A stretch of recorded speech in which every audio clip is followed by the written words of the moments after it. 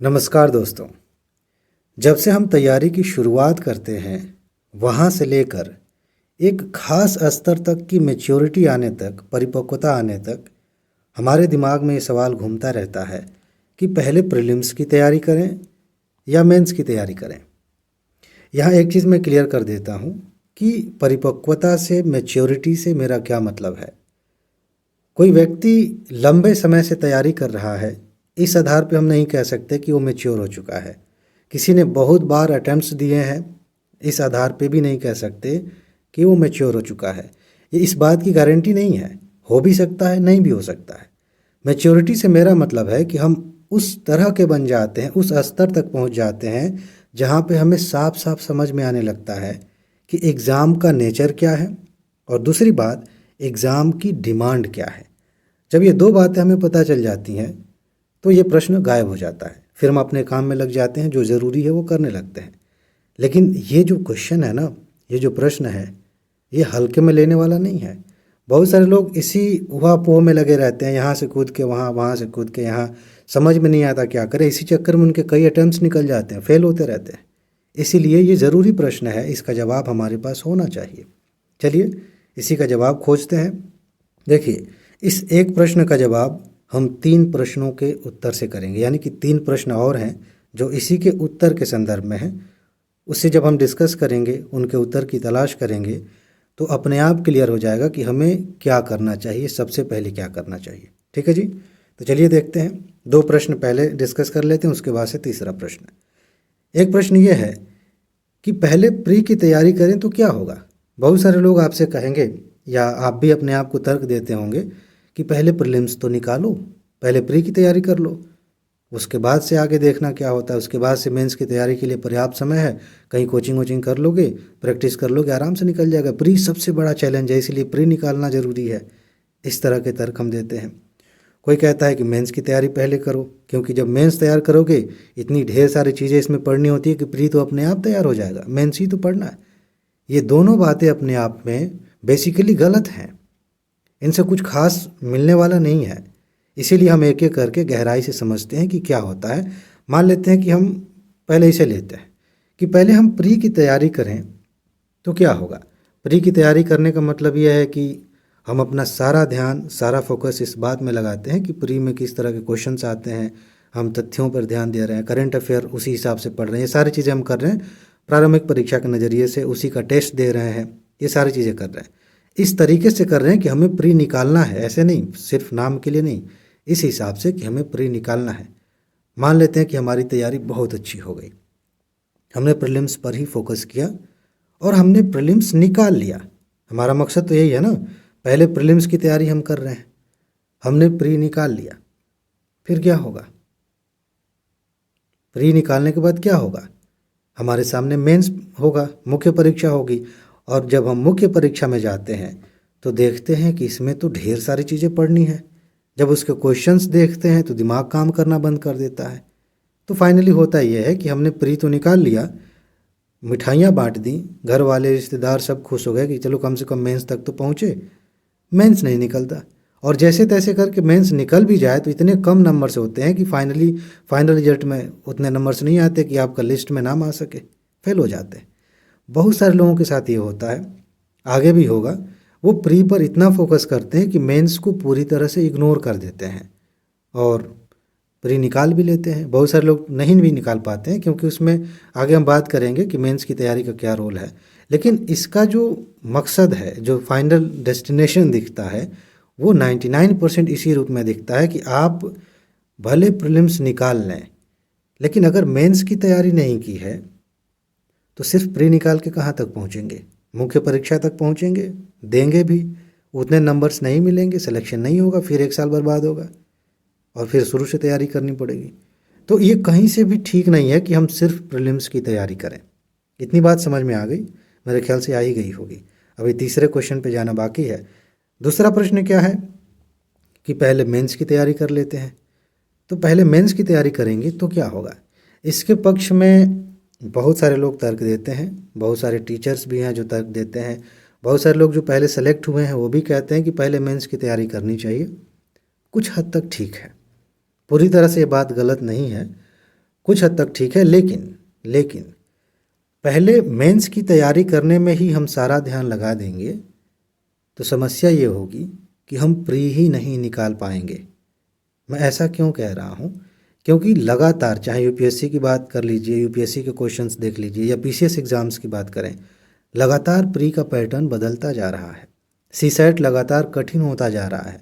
हमने अपना सारा ध्यान मुख्य परीक्षा को समझने में, आंसर राइटिंग करने में, सिलेबस को कवर करने में लगा दिया और प्री के लिए पर्याप्त समय नहीं बचा।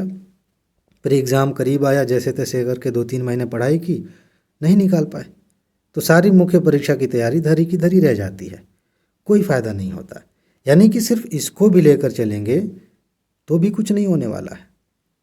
तो क्या करें? मेरे ख्याल से आप कंक्लूजन की तरफ खुद बढ़ सकते हैं इसके बाद से, लेकिन थोड़ी बात करनी ज़रूरी है ताकि आपको चीज़ें क्लियर हो सकें। तो तीसरा प्रश्न यही है कि सबसे अच्छा तरीका क्या है, सबसे बेहतरीन तरीका क्या है? अगर मैं यहीं पे वीडियो ख़त्म कर दूं तो आपने अपने मन में एक कंक्लूजन बना लिया है कि अच्छा, इसका मतलब ये है कि दोनों की तैयारी साथ में करनी चाहिए। लेकिन बात सिर्फ इतनी ही नहीं है, मैं यही कहने जा रहा हूँ, बिल्कुल सही सोच रहे हैं आप, लेकिन बात सिर्फ इतनी सी नहीं है कि हमें दोनों की तैयारी साथ में करनी चाहिए। इससे महत्वपूर्ण बात यह है कि दोनों की तैयारी साथ में कैसे करेंगे। आई बात समझ में? अगर ये हमें नहीं पता है तो हम क्या करेंगे? मुख्य परीक्षा के लिए कुछ पढ़ेंगे, वहाँ मन नहीं लगेगा, फिर प्री के लिए कुछ पढ़ेंगे, वहाँ मन नहीं लगेगा, ऐसे इधर उधर भागते रहेंगे, कुछ नहीं हो पाएगा। न प्री की तैयारी अच्छे से हो पाएगी, न मेंस की तैयारी अच्छे से हो पाएगी। आई बात समझ में? इसीलिए सिर्फ इसी पे कंक्लूड कर देना कि दोनों की तैयारी साथ में करनी चाहिए, बात ख़त्म नहीं होती। बात यह है, सबसे अच्छा तरीका ये है कि आप दोनों परीक्षाओं के पिछले साल के प्रश्नों को पहले देखिए। ध्यान से समझिए मैं क्या कह रहा हूँ। प्रश्नों को देखने का मतलब ये नहीं है कि आप प्रश्नों को हल करिए, प्रश्नों को हल करने के लिए नहीं, इसलिए कि आप पहले समझें कि प्री में किस तरीके से प्रश्न आते हैं, मेंस में किस तरीके से प्रश्न आते हैं। ये पहला काम, ये तैयारी का अहम हिस्सा है। कुछ लोग समझते हैं सिर्फ किताबें पढ़ना, टॉपिक्स को तैयार कर लेना, उत्तर लिख लेना, ये तैयारी, ये असली तैयारी नहीं है। असली तैयारी, जो बेसिक तैयारी है, जो आधार है, जिसके आधार पर पूरी तैयारी खड़ी होगी, वो ये है कि आप पैटर्न को समझने में समय लगाते हैं। उसी से आपकी सही मायने में तैयारी होती है, आपका कॉन्फिडेंस बढ़ता है, सिलेक्शन होता है। तो इसको तैयारी से अलग मत समझिए, बहुत महत्वपूर्ण है। तो आप क्या करें? प्रारंभिक परीक्षा के प्रश्नों को देखें, मुख्य परीक्षा के प्रश्नों को देखें। देखने के बाद, मतलब देखने के साथ साथ आप ये समझें कि इनमें किस तरीके से क्वेश्चंस पूछे जा रहे हैं। उनको सब्जेक्ट वाइज भी देख लीजिए कि इतिहास के प्रश्न कैसे आ रहे हैं प्रीलिम्स में, इतिहास के प्रश्न मेंस में कैसे आ रहे हैं। ऐसे ही अलग अलग विषयों की बात कर लेते हैं, ठीक है। मुख्य परीक्षा में तो सिलेबस के टॉपिक्स भी दे दिए जाते हैं, तो ज़्यादा दिक्कत नहीं होती। फिर भी topic wise mains master series में हम यही तो कर रहे हैं, बहुत सारी चीज़ें हैं, उसमें से एक हिस्सा ये भी है। टॉपिक वाइज भी समझिए कि किस तरीके से क्वेश्चंस आते हैं। अब देखिए, समझने वाली बात इसके बाद अगली ये है कि जब आपने ये काम कर लिया, उसके बाद देखिए कि कौन कौन से विषय कॉमन है। ध्यान से समझिएगा, कौन कौन से विषय कॉमन है जो प्रारंभिक परीक्षा में भी हैं, मुख्य परीक्षा में भी है। साफ साफ आपको दिख जाएगा। जब देख लेते हैं कि ये चीज़ें कॉमन हैं तो आप उन्हें सबसे पहले रखेंगे, क्योंकि जब उन विषयों को आप पढ़ेंगे तो मुख्य परीक्षा के लिए भी पढ़ेंगे और प्रारंभिक परीक्षा के लिए पढ़ेंगे। और इसके बैकग्राउंड में क्या काम करेगा? इसके बैकग्राउंड में काम करेगा वो ज्ञान जो आपको मैंने पहले बताया है, जिससे मिलेगा कि आपने क्वेश्चंस को देख लिया है कि इस विषय से प्री में ऐसे क्वेश्चंस आते हैं, मेंस में ऐसे आते हैं। तो जब उस विषय को पढ़ेंगे तो आपके दिमाग में वो चीज़ें चल रही होंगी कि इस टॉपिक को लेकर मेंस के क्या क्वेश्चंस बन सकते हैं, प्रीलिम्स के क्या क्वेश्चंस बन सकते हैं, ठीक है। इस तरीके से जो कॉमन है उनको साथ साथ लेके चलना पड़ेगा। अब बात आती है कि कुछ चीज़ें ऐसी हैं जो विशेष रूप से प्रीलिम्स के लिए ही हैं, कुछ चीज़ें ऐसी हैं जो मेंस में ही काम आते हैं। जैसे प्री की बात करें तो सीसेट मेंस में नहीं है, अगर यूपीएससी की बात करें तो सीसेट प्रीलिम्स के लिए है। मेंस की बात करें, एथिक्स मेंस में है, प्री में नहीं है। आपके जो हिंदी का पेपर होता है, इंग्लिश का पेपर होता है कंपलसरी, वो मेंस में है, प्री में नहीं है। एसए मेंस में है, प्री में नहीं है। इनको आपने साइड में रख दिया। इनके लिए बीच बीच में समय तय कर लीजिए, क्योंकि देखिए एसे राइटिंग, एथिक्स को पढ़ना, ये सारी चीज़ें बीच में चलती रहनी चाहिए। इनको थोड़ा कम समय दे सकते हैं, ठीक है। और कम समय में भी दो चीज़ें हैं, थोड़ा ट्रांजिशन आएगा। अगर मान लेते हैं कि आपका प्री 10 महीने बाद 8 महीने बाद है, तो जो मेंस के अतिरिक्त विषय हैं जो कॉमन नहीं है उनको थोड़ा ज़्यादा समय दे सकते हैं। और जैसे ही एग्ज़ाम करीब आता है तो प्री में जो महत्वपूर्ण एक्स्ट्रा आते हैं जैसे सीसेट है, सीसेट को ज़्यादा समय दे सकते हैं और बाकी चीज़ों को छोड़ सकते हैं। जैसे मान लीजिए प्री है, प्री से 2-3 महीने पहले आप चाहें तो इन एक्स्ट्रा चीज़ों को छोड़ सकते हैं और प्री में भी जो पढ़ रहे हैं उनमें मेंस वाली चीज़ों को थोड़ा साइड में रख के जो प्री के लिए महत्वपूर्ण है, जो तथ्य हैं, जो कंसेप्ट्स हैं, उन पर ज़्यादा ध्यान दे सकते हैं। इस तरीके से जब आप तैयारी करेंगे तो आपके दोनों परीक्षाओं की तैयारी एक साथ बहुत ही सहजता से हो जाएगी, बहुत आराम से आप तैयारी कर पाएंगे और आपको मज़ा भी आएगा। जहाँ तक आंसर राइटिंग और क्वेश्चन को सॉल्व करने की बात है, ये लगातार होना चाहिए। प्री की जहाँ तक बात है, प्री से 2 महीने पहले 3 महीने पहले आप आंसर राइटिंग बंद कर सकते हैं, उसके बाद से प्री पे ध्यान दे सकते हैं। उसके पहले दोनों चीज़ें, प्रारंभिक परीक्षा के लिए, प्रीलिम्स के लिए आप क्वेश्चंस को हल करते रहें, मेंस के लिए आंसर राइटिंग करते रहें। इस चैनल पर आंसर राइटिंग सीरीज़ चल भी रही है, उसे कंटिन्यू भी करेंगे तो उसका भी लाभ ले सकते हैं। इस तरीके से जब आप करेंगे तो आप देखेंगे कि आपकी तैयारी कितनी खूबसूरत हो रही है, आपका कॉन्फिडेंस कितना बढ़ रहा है। अदरवाइज़ क्या होता है ना, हम पूरी एनर्जी, पूरा जी जान लगा के तैयारी भी करते हैं ना, मेंस की चाहे प्री की, अलग अलग, कॉन्फिडेंस नहीं आता। हमें खुद पता होता है कि इसके आधार पे एक एग्ज़ाम निकल भी गया तो क्या फ़ायदा, फाइनल सिलेक्शन नहीं होगा। हम खुद जान रहे होते हैं, बस दिखाने के लिए, कहने के लिए हम कर रहे होते हैं, उससे कुछ नहीं होता।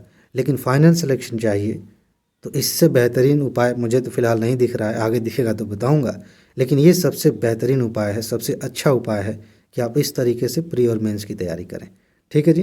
बाकी जो PDF नोट्स और बाकी चीज़ें आपको मिल रही हैं उसकी जानकारी आप चाहें तो इसी वीडियो के कमेंट बॉक्स में जाएंगे, वहाँ पे लिंक दिया गया है, वहाँ से ले सकते हैं, PDF नोट्स ले सकते हैं ताकि आप जल्दी से उन्हें तैयार करके सिलेक्शन ले सकें। मैंने तो बाकायदा सबूत दिखाया आपको, 2024 में एग्ज़ाम होगा फिर से सबूत दिखाऊंगा कि देखिए ये थोड़ी सी चीज़ें पढ़ाई गई थी, UPSC में इतने क्वेश्चंस आए, UPPCS में इतने क्वेश्चंस आए, बाकायदा सबूत के साथ, स्क्रीनशॉट के साथ। ठीक है जी, उसका लिंक इस वीडियो के कमेंट बॉक्स में है। फ़िलहाल इसमें इतनी ही बातें हैं। अपना ख्याल रखिए, खुश रहिए, मस्त रहिए, मुस्कुराते रहिए, जल्दी से सफल होइए और ज़िंदगी को एंजॉय करिए। आगे मिलते हैं। नमस्कार।